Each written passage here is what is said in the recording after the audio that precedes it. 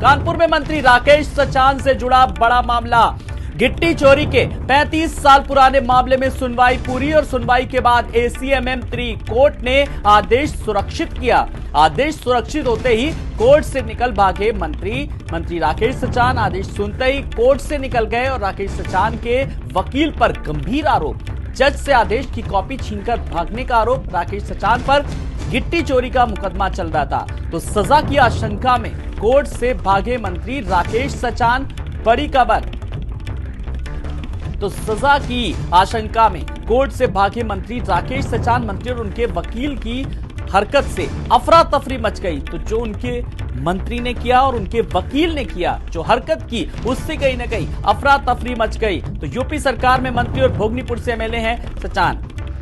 अवनीश हमारे संवाददाता जुड़ गए। अवनीश, मंत्री और उनके वकील की हरकत से जाहिर सी बात है कि जो कुछ किया अफरा तफरी मच गई। फिलहाल क्या कुछ लेटेस्ट अपडेट?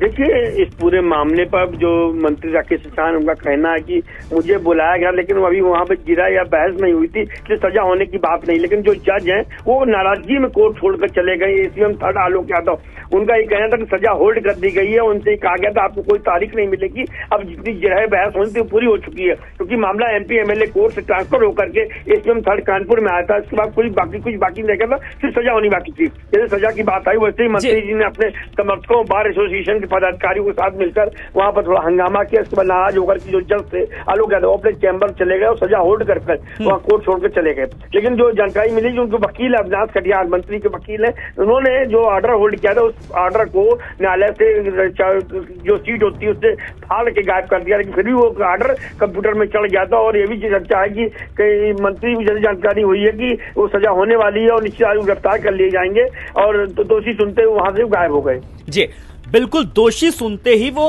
गायब हो गए। लेकिन बड़ी बात अवनीश ये कि यूपी सरकार में मंत्री और भोगनीपुर से MLA हैं सचान, और इस पूरी कवायद के बीच जो हरकत की उन्होंने और उनके वकील ने, वाकई में जिस तरीके से किया, अपने आप में सवाल खड़े कर रहा है कहीं ना कहीं।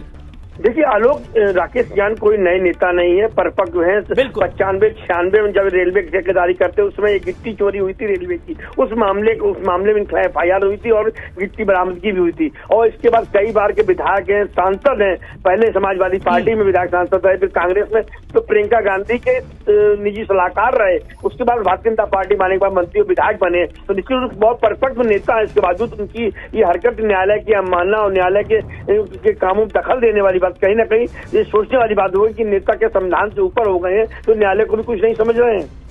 जी बिल्कुल, मामला अगर बात करें तो अवनीश टपका